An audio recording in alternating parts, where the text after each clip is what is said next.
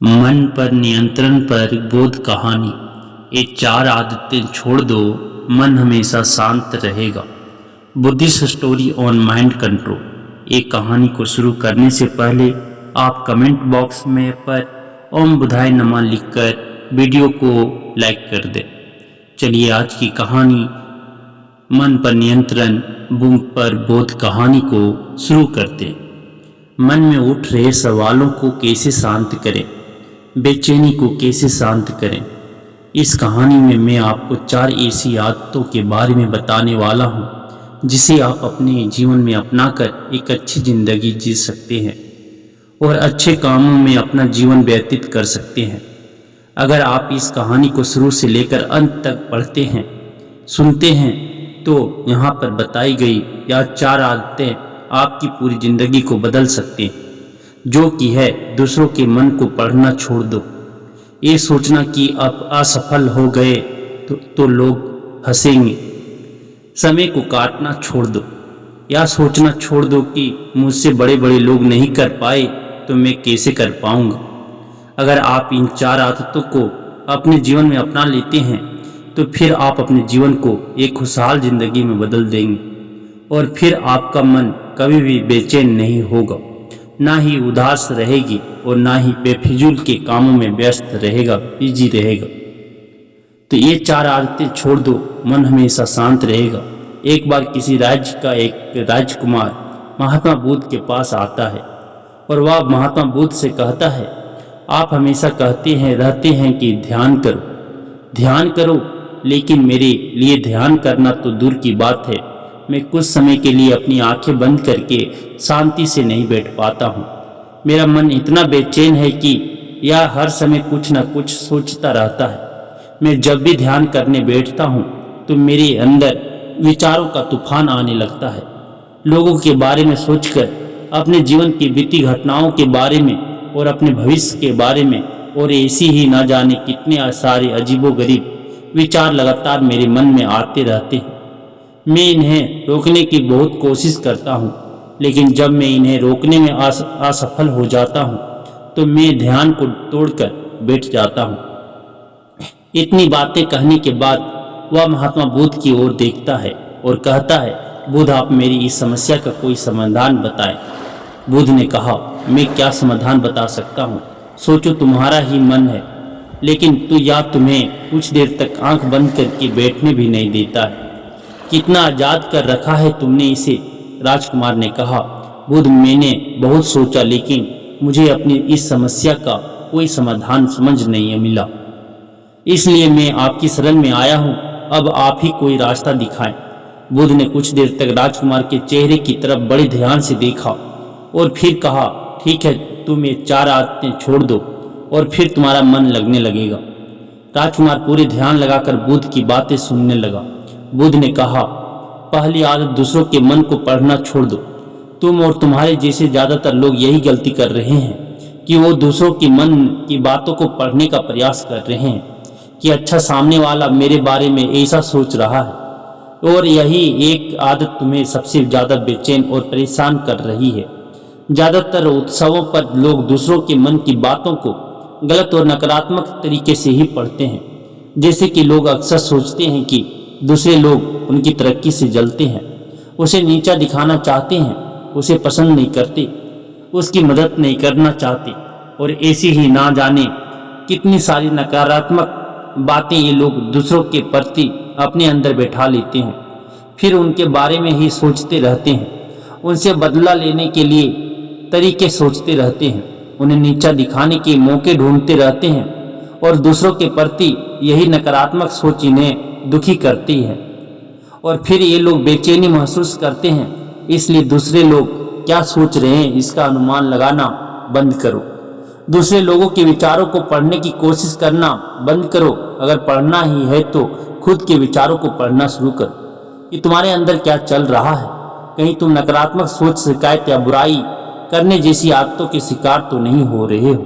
बुद्ध ने कहा, दूसरी आदत ये सोचना कि असफल हो गए हो तो लोग हंसेंगे, हंसने दो। लोगों को असफलता पर हंसना तो लोगों का धर्म है, क्योंकि अगर तुम सफल हो जाते हो तो यही तो वो लोग हैं जो तुम्हारी तारीफ करते, तुम्हें सम्मान देते, तुम पर गर्व करते। अगर तुम अपनी सफल होने पर दूसरों से तारीफ की उम्मीद करते हो तो अपनी असफलता पर उनके हंसने से तुम्हें दुखी नहीं होना चाहिए। और समस्या यही है कि हम इंसान असफलता को बुरा मानते हैं, जबकि असफल होना सफल होने से भी ज़्यादा जरूरी है, क्योंकि बिना असफल हुए सफल इंसान के अंदर घमंड और दूसरों को खुद से छोटा समझने की भावना पैदा करती है, जबकि असफलता हमें विनम्र रहना, धैर्य रखना और पेशेंस रखना और लगातार प्रयास करना सिखाती है। इसलिए अगर असफलता को बुरा मत समझो, और अगर तुम्हारी काम में असफल होने की संभावना नहीं है तो इसका अर्थ है कि तुमने अपना लक्ष्य अपनी क्षमताओं से छोटा बनाया है। और अगर लोग तुम पर हंस नहीं रहे हैं, तुम्हें ताने नहीं मार रहे हैं, तुम्हारी बुराई नहीं कर रहे हैं, तो तुम अंदर से मरे हुए हो। तुम अपने मानसिक सीमाओं से बाहर जाकर कुछ नया करने का प्रयास नहीं कर रहे हो, क्योंकि असफल भी वही होता है जो कुछ नया करने का प्रयास करता है। और एक बात हमेशा याद रखना, अगर तुम्हारे अंदर असफल होने का साहस नहीं है तो तुम कभी भी बड़ा लक्ष्य हासिल नहीं कर सकते जो तुम करना चाहते हो। इसलिए असफल होने और लोगों के हंसने से डरना बंद करो। बुद्ध ने आगे कहा, तीसरी आदत, समय को काटना छोड़ दो। लोगों को लगता है कि वो समय को काट रहे हैं, लेकिन असल में समय हर बार उन्हें काट रहा है। लोगों के द्वारा समय को व्यर्थ के कामों में बर्बाद करने का केवल एक ही कारण है, और वह यह है कि उन्हें लगता है कि उनके पास बहुत समय है, जबकि सच्चाई यह नहीं है, क्योंकि उनसे पहले वाले लोगों को भी यही लगता था कि उनके पास बहुत समय है, लेकिन उन्हें पता नहीं चल पाया कि कब समय बीत गया और उनका बुलावा आ गया। और जब तक उन्हें अपनी गलती का एहसास हुआ तब तक समय उनके हाथ से निकल चुका था।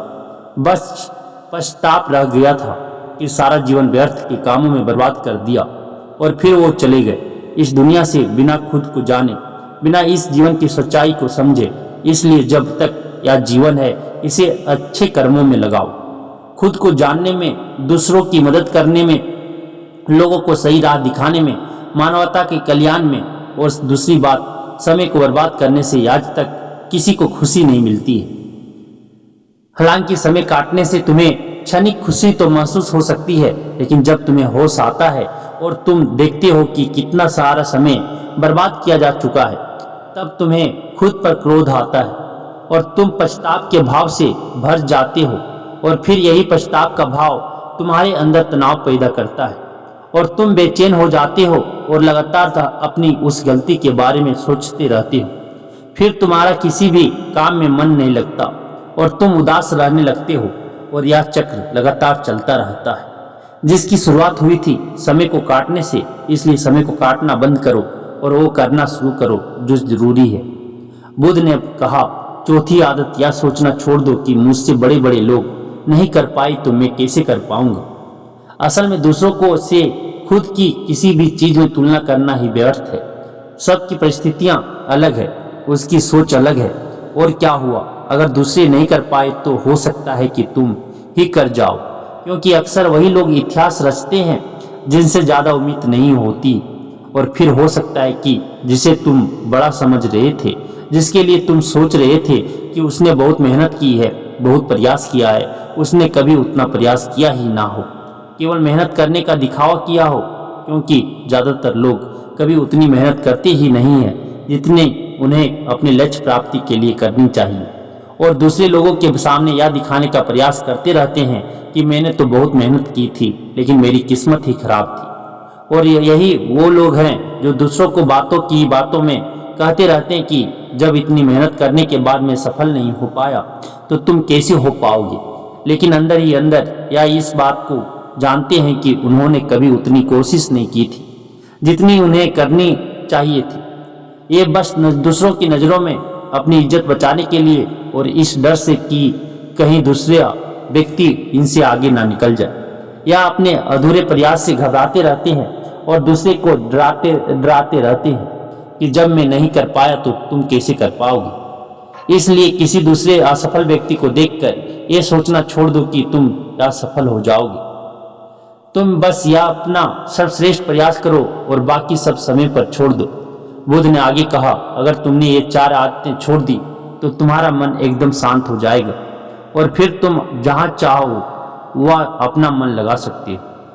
इतना कहकर बुद्ध मौन हो गए और राजकुमार को भी अब समझ आ चुका था कि उसे क्या करना है। उसने मन ही मन उन 4 आदतों को छोड़ने का निश्चय किया और बुद्ध का धन्यवाद कर वहां से चला गया। दोस्तों, इस कहानी से हमें यह शिक्षा मिलती है कि हमें यह नहीं सोचना चाहिए कि लोगों मेरे बारे में क्या सोच रहे हैं। अगर मैं कोई काम करता हूं तो लोग उसे काम को लेकर हंसेंगे। इसके अलावा हमें अपना व्यर्थ ही समय बर्बाद नहीं करना चाहिए। इसके अलावा हमें कभी भी यह नहीं सोचना चाहिए कि अगर किसी व्यक्ति से कोई काम नहीं हो पाया है तो मैं उसे नहीं कर पाऊंगा। अगर दोस्तों आप मेहनत से किसी भी काम को करते हैं तो कोई भी काम छोटा या बड़ा नहीं होता और एक न एक दिन सफलता अवश्य मिलती है। तो दोस्तों, ये कहानी आपको कैसी लगी आप जरूर कमेंट करके बताएं और अगर ये कहानी आपको थोड़ा भी मोटिवेट किया हो तो अपने दोस्तों के साथ अवश्य शेयर करें। धन्यवाद।